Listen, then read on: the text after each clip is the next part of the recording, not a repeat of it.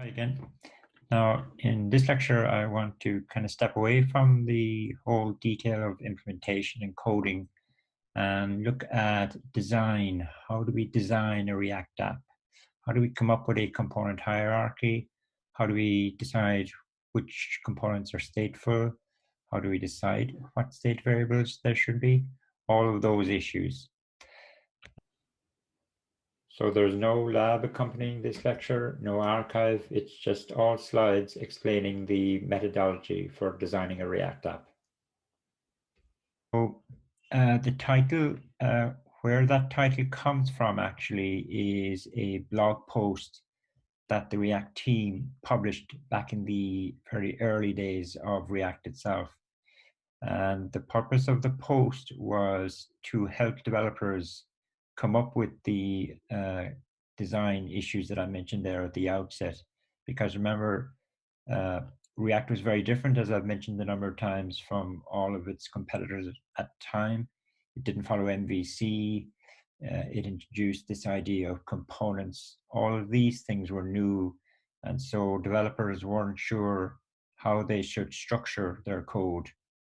So the article Thinking in React gave us a kind of a process that we follow in order to come up with a hierarchical component structure with some components being stateful and stateless and all of those objectives. And so in summary, kind of the article came up with these steps that you go through.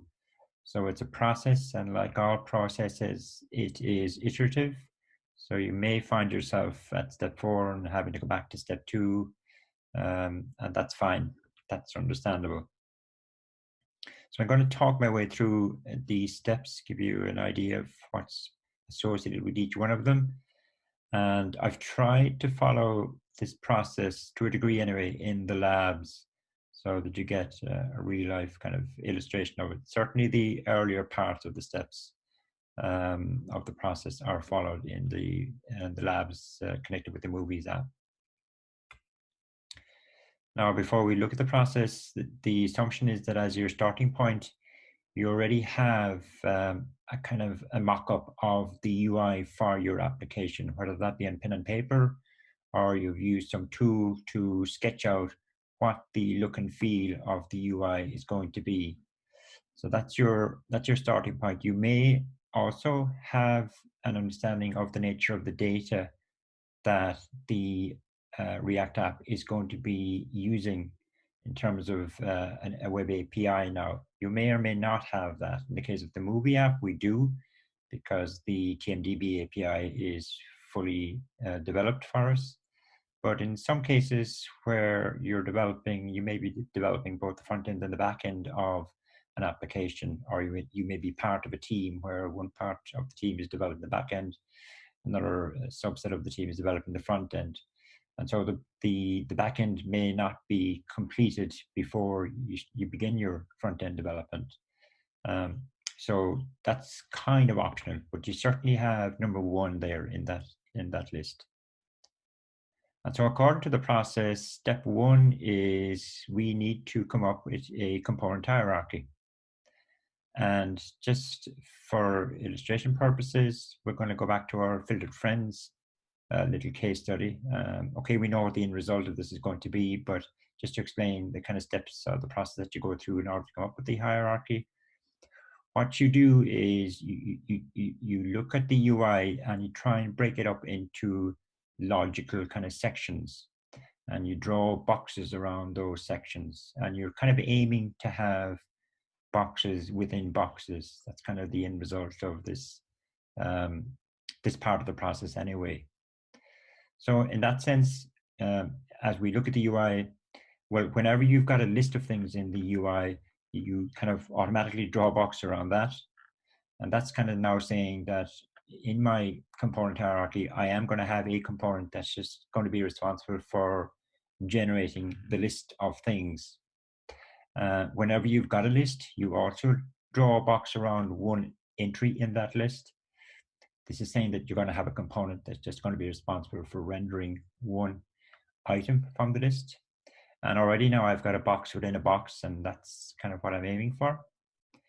I might then decide, well, I'm going to actually have a component that's going to be responsible for managing the user input side of things in this UI. And that's about it really, apart from the header. So by default, you kind of put a box around the entire UI. And so I finished up now with my kind of boxes within boxes objective. And we take that, and from that, it's quite easy to come up with the diagram on the left. Okay, and so each component now on the hierarchy on the left, each component corresponds to one of my boxes that I've drawn on the UI on the right. And I think it's pretty obvious what box on the right corresponds to what component on the left. It's important now that you don't start drifting into thinking about, well, which of my components are stateful at this stage. I've purposefully left that out of the diagram on the left there. We're not worried about state at all at this stage. We're just worried about, or we're just concerned with coming up with a component hierarchy. And we've done that. Okay, just to go back to the previous slide, like I said, maybe having a knowledge of the nature of the web API that's supplying data to you and the structure of that data, that may be useful at this stage. I don't think it is as useful, certainly as looking at the mock UI, but it may be. In the context of the filtered friends, really this part of the hierarchy does kind of correspond to the nature of the data supplied from our web API, in that the web API provides a list of friends. So it kind of corresponds to that part of the component hierarchy. Okay. Let's take another example that we haven't seen. So my kind of vision here now for this app that I want to develop, which happens to be related to movies again, but not that I'm a movie buff by any means, but let me explain what my vision here is. So the idea here is, and let's assume that we're using TMDB as our backend as well, just for because we know about it. So in this part of the UI for this app would be a list of movies, just maybe movie titles would be listed here. And the titles would be clickable, okay, which is important in a moment. And I guess this area is scrollable as well. I've also got the ability to filter this list of movies by means of some user input here. Again, it might be a text box, drop-down menu, doesn't really matter, but there is some sort of filtering capability here to allow me to filter the list of movies. On the other, over here on the left, the idea is that in this box here, I would display information about the particular movie that has been clicked from this list, okay? And as to what information is displayed inside here, that is also dependent on which of these buttons the user has clicked. So as a user, you'd select your movie, then you might click description. And so here we would get the plot associated with the movie. You might also select cast, and then you get the detail of the cast, and so on for the other buttons. Yeah. So that's how it's meant to work, and that's the UI side of it. Let's come up with a component hierarchy for that. So we're starting with a blank page, and by default, now in terms of having boxes within boxes, you can kind of either work from the outside in or the inside out, or work in both directions. It doesn't really matter. But I guess by default, we're going to have a box around the entire UI, because and that box is going to correspond to the top component in my hierarchy. Moving on, well, I guess there's a kind of section on the left of the UI, and there's a section on the right. So I'll put a box around both of those. Taking the box on the right, digging into that a little bit more detail. Well, I've got a list of things, so I'm going to put a box around the list of movies. Whenever we've got a list of things, we also have a box corresponding to rendering one entry in that list.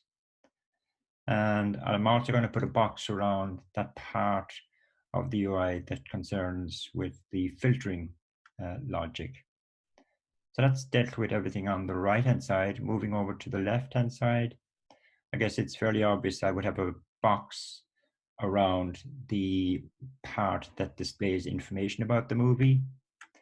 And I'm going to put a box around my list of buttons. Now, okay, it's a list of buttons. Should we have a box for each button? Yeah, maybe, maybe not. The buttons would tend to be very different in nature, but that's maybe a decision you could make later on once you've got some coding done and maybe done some refactoring as a result. Also, it's kind of a good idea in general, because any kind of web app that you develop, there will be kind of a header section in the UI. So by default, we kind of tend to have a component that's just going to be responsible for rendering the header.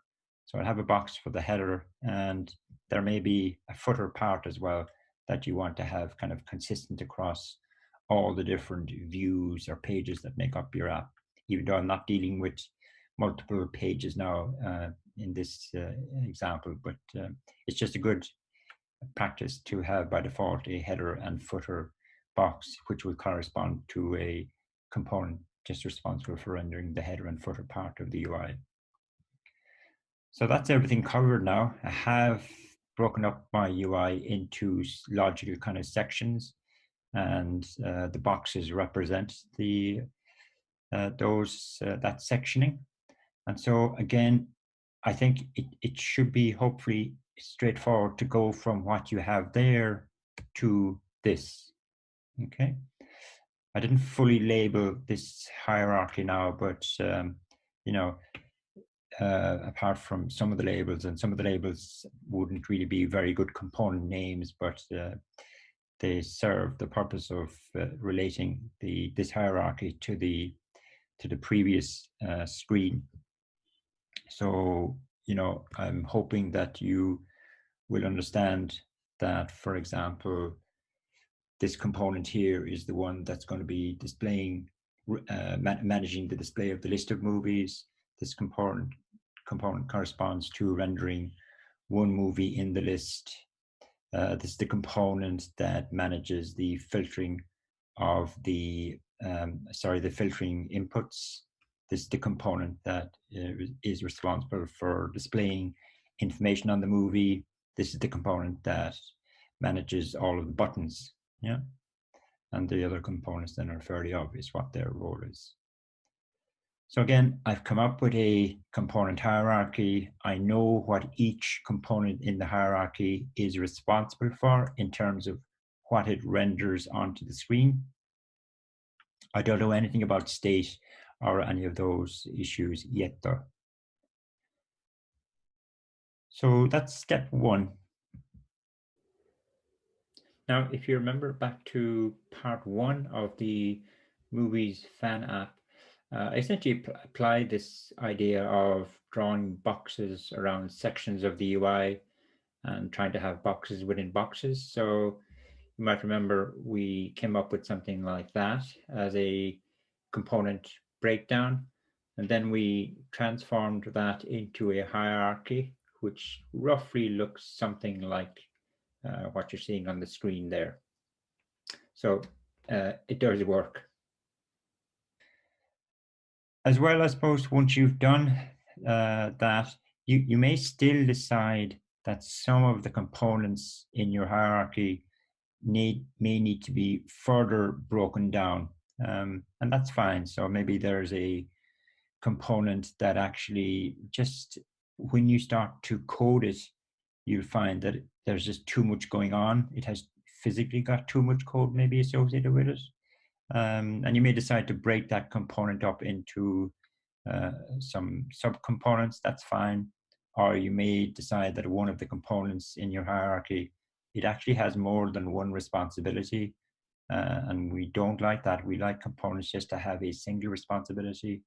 So either way, it's fine to take the hierarchy that you have produced and subsequently kind of decide that some of the components still need to be broken down for whatever reason, any one of the three reasons that I mentioned there. So that's step one. Step two then is, now we haven't written a line of code yet, okay? That's important. We haven't done any implementation yet. Step two is where you begin your implementation. And it's really important that at this stage, you just don't worry about the dynamics side of your app. All you're interested in is just getting a static version of the UI working. And it's a good point or a good stage to start using Storybook. So what I would suggest is that you kind of take the what I'm calling the leaf components. They're the ones that kind of at the bottom of your hierarchy.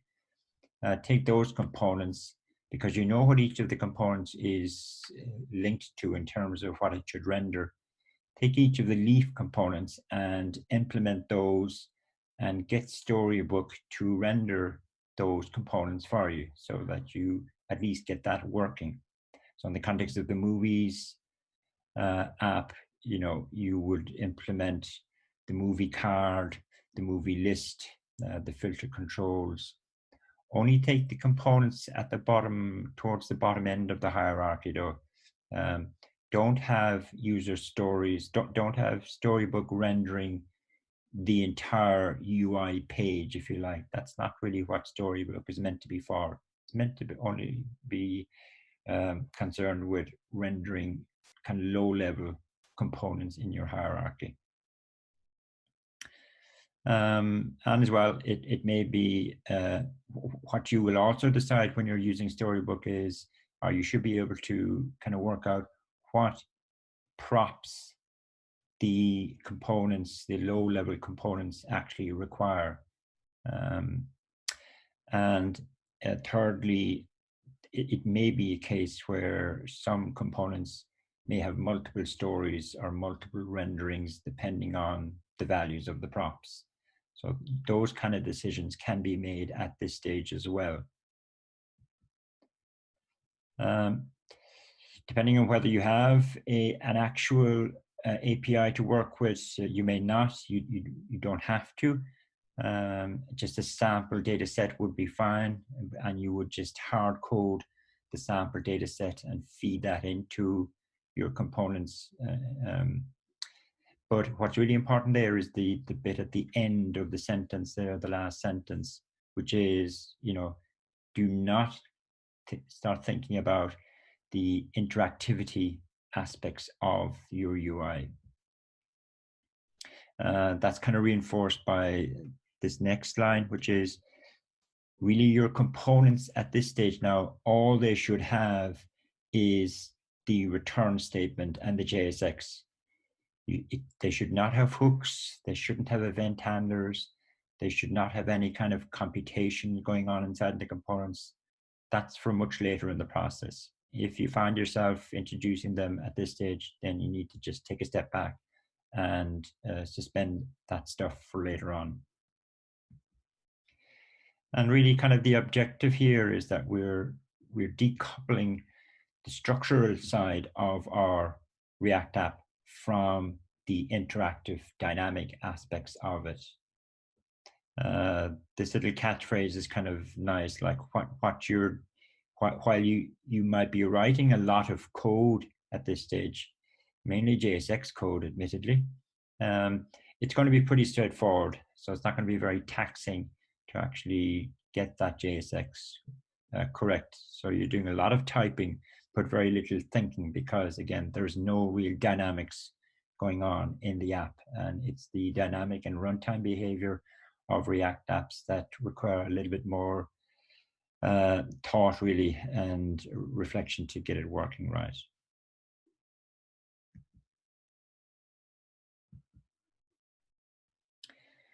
Okay, so we have a component hierarchy, and we've written stories for loads of low-level components.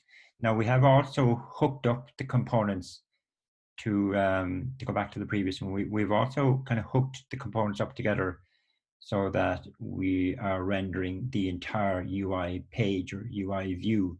So you would still be using Create React App, for example, at this stage, once you've done some Storybook coding.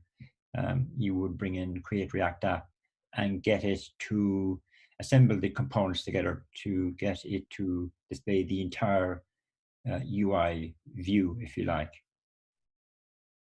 But it's still a static.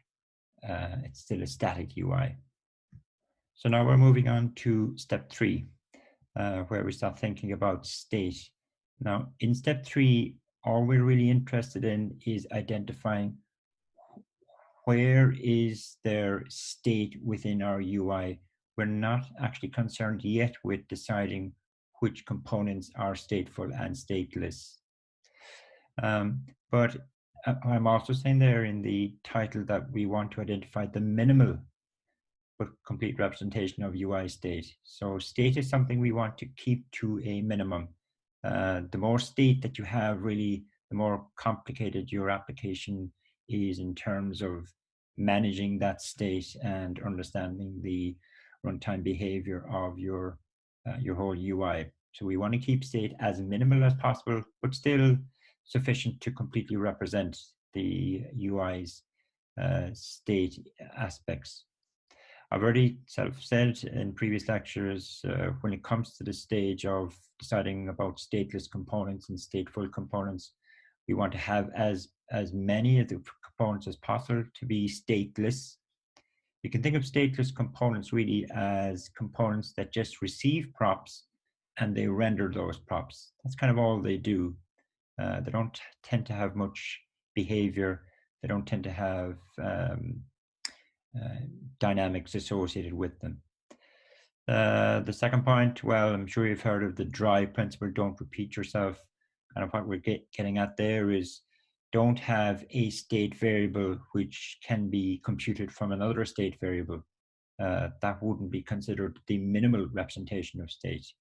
If one state variable can be computed from another one, then take the one that's computed and remove that and just do the computation every time you need to within your JavaScript code. I'm also saying there at in the last bullet point that a common pattern is to have a stateful component that computes the props for its subordinates based on its state variables and some domain data and props that it receives. So in other words, if you can think about it, if you can visualize a stateful component, it could be in the middle of your hierarchy. And therefore, if it's in the middle of the hierarchy, it's receiving props. It may also be interacting with your web API, so it's receiving domain data. And it's using its props and its domain data that it receives to compute and as well, sorry, number 3, and any of its state variables. It's using those 3 sources to compute the props that it passes down for its subordinates.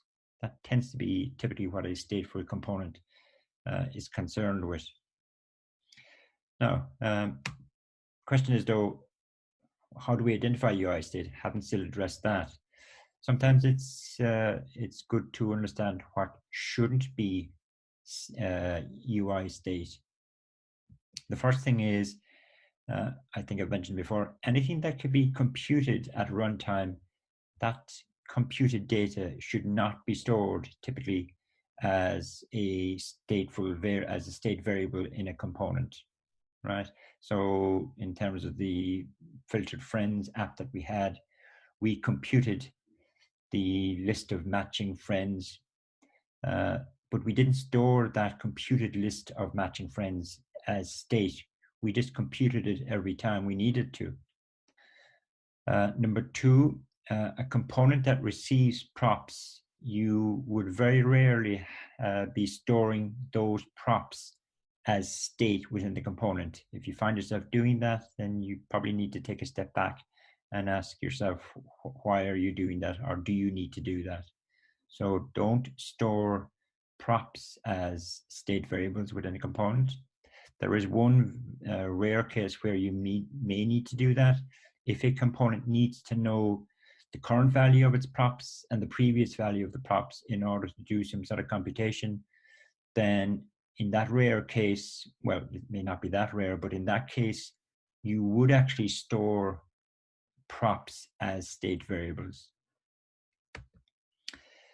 Number 3 might seem unusual, but a component is nothing. I mean, you can assign a component to a variable. So if you can assign a component to a variable, then it could potentially be stored as a state variable. But that again is something that is very rare. And again, if you find yourself doing it, then you need to take a step back. And I'm saying there as well that really state is always something that can be kind of JSON serializable, which a component can't be really. Now, number 4 actually seems unusual because I have broken rule number 4 myself already.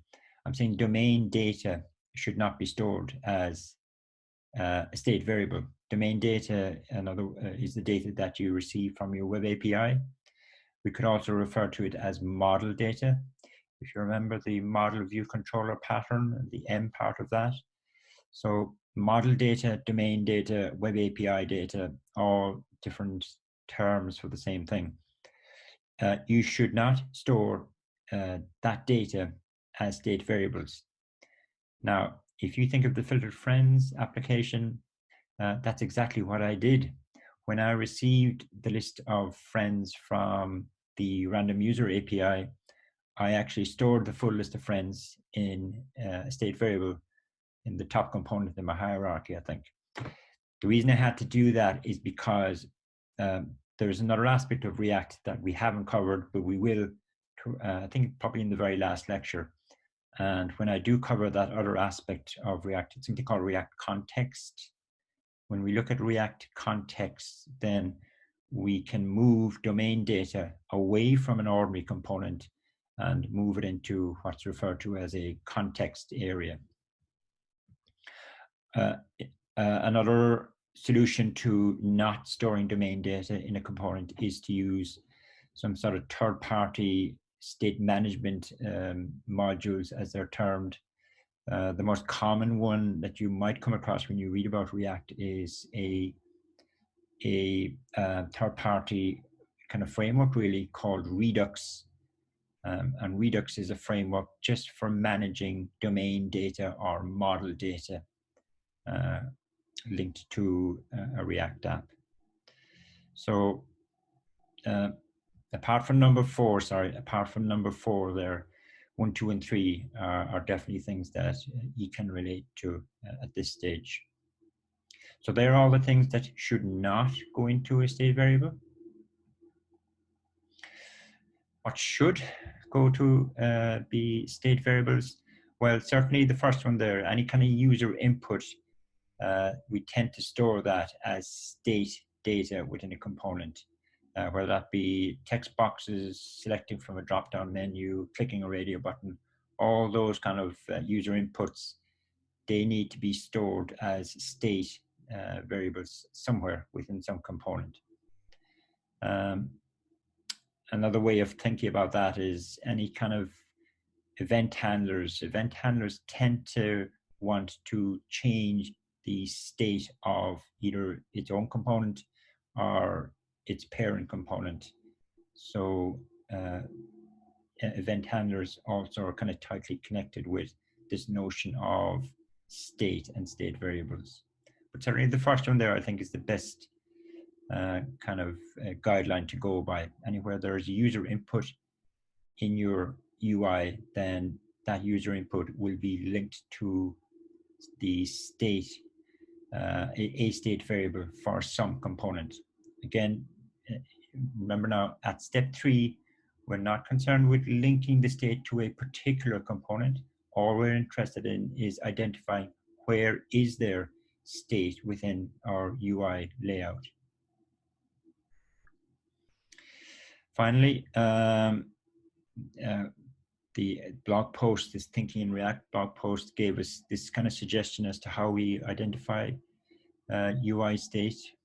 And it just kind of says to just take a step back, look at the UI layout, identify everywhere on the UI where there is actual data, and then ask yourself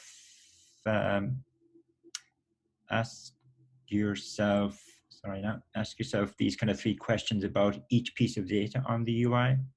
So number one is this data passing as a prop? Because remember now at this stage, we know what the component hierarchy is. We know what a component's props are.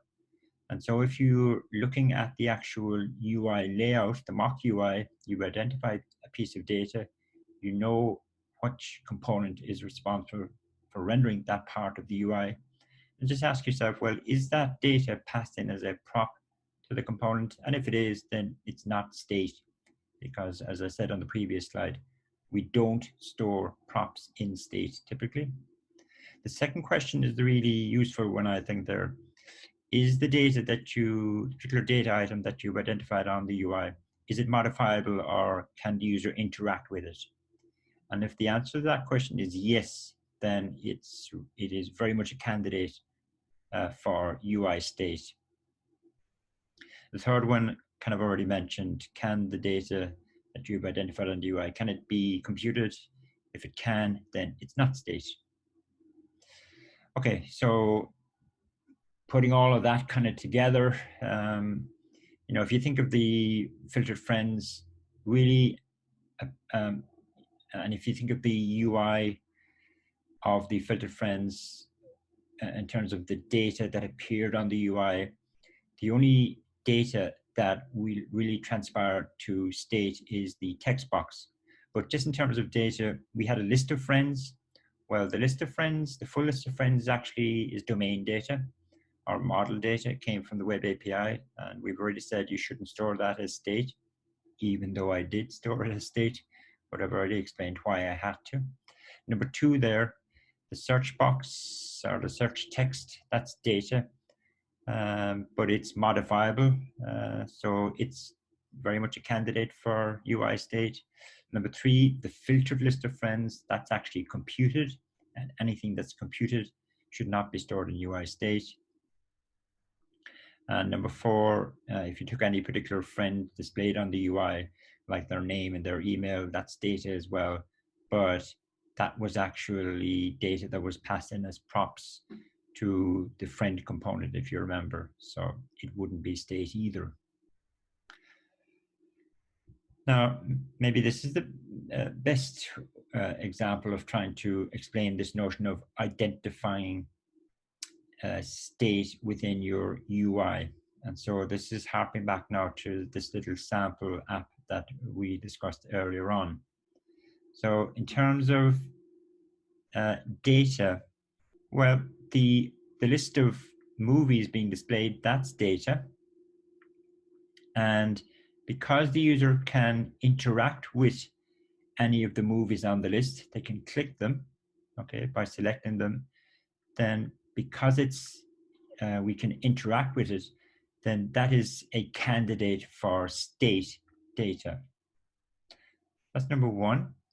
Number two, well, this is clearly going to be a state UI state data, because again, the data that we enter here is modifiable. Yeah, so that's also definitely a candidate for UI state data.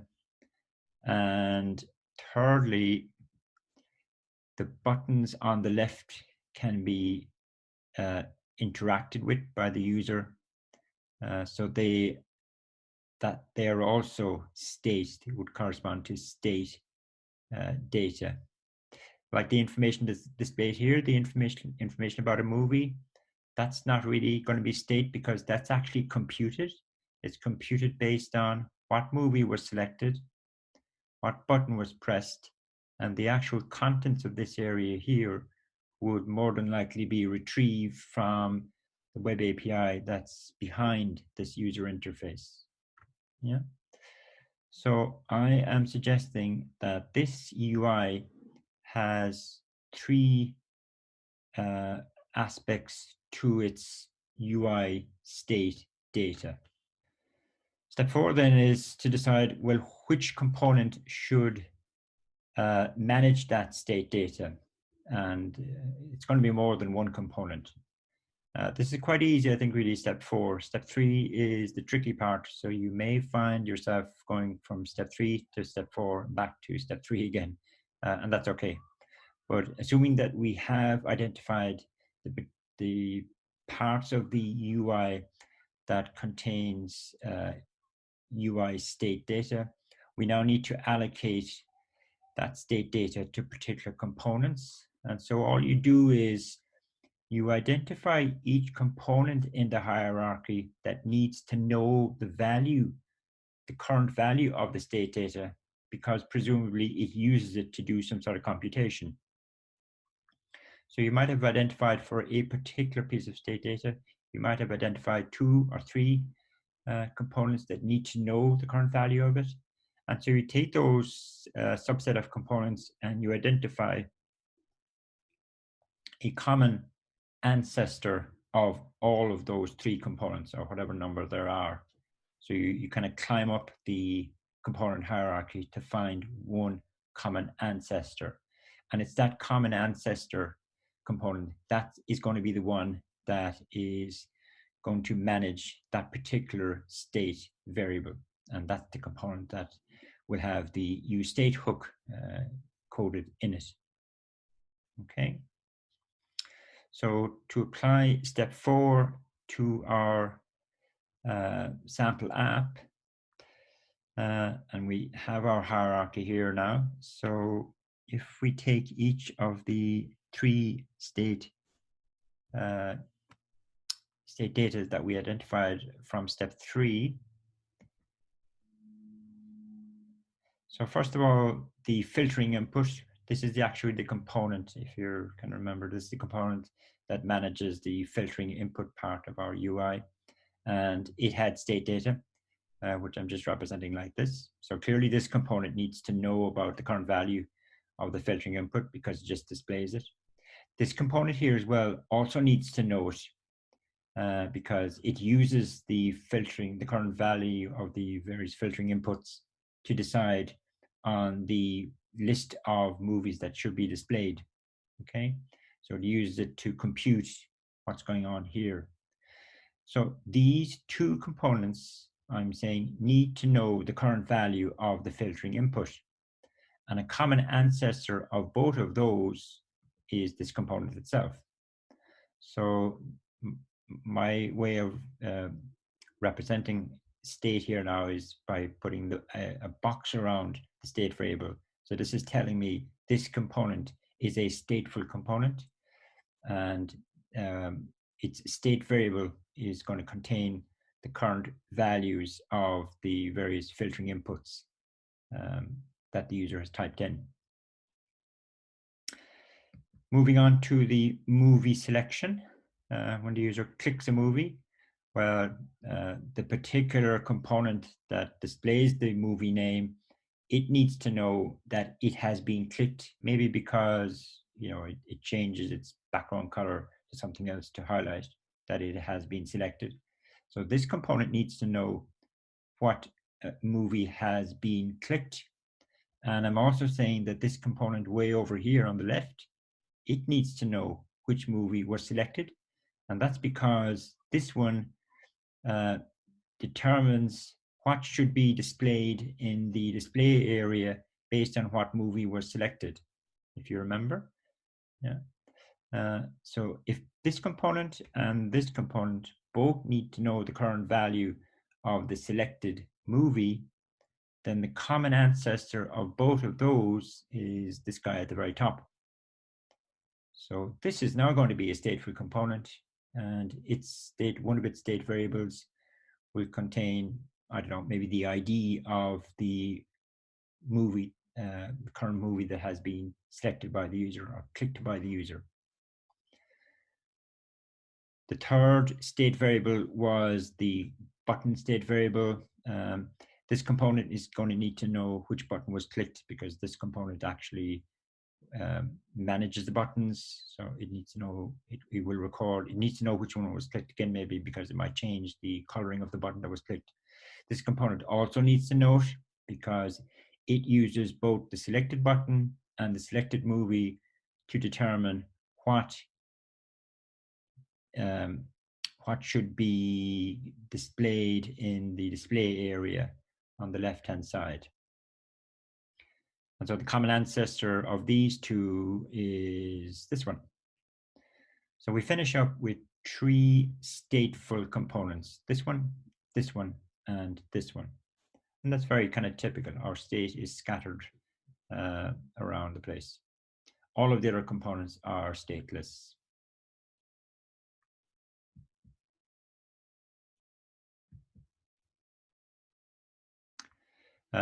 This just talks you through the similar kind of process with the filtered friends. So you can read through that yourselves. I don't need to go over that again, I think.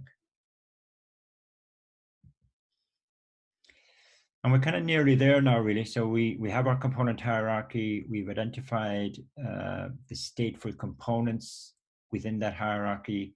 We know what each state variable is representing.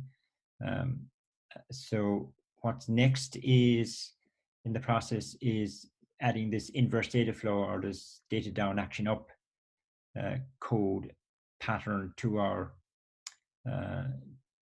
implementation.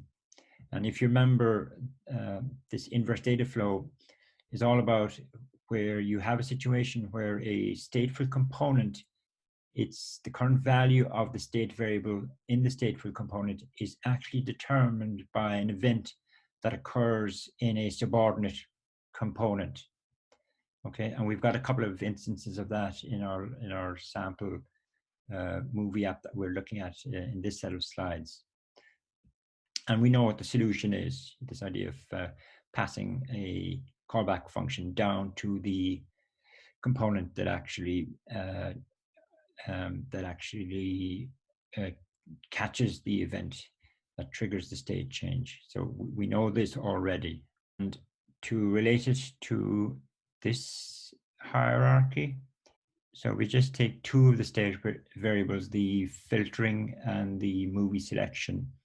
So this is the component that will handle the user entering filtering input.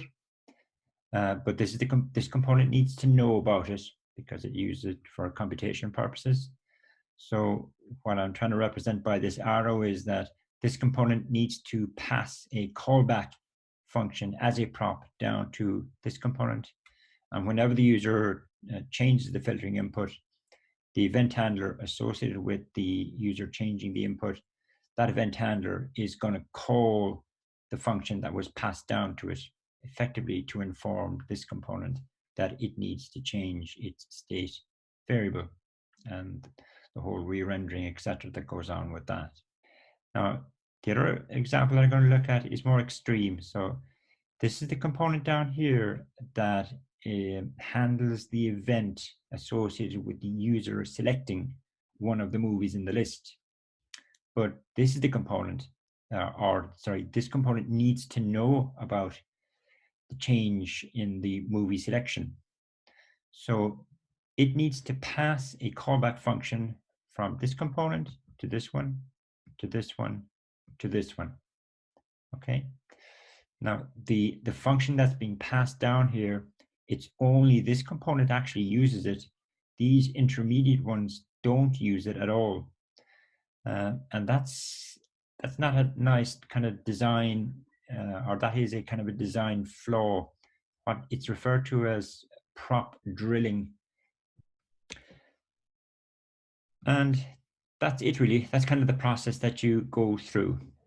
So as I say, I think 1 and 2 are easy enough to follow and very useful. 3 and 4, you would tend to oscillate between them, because I think identifying state is one of the tricky bits, and indeed you may find yourself having gone all the way down to step 5 and still realizing that you're missing a particular piece of state in a component. So as I said at the outset, it is an iterative process. So that's about it for the whole kind of design process. Okay, thanks for now.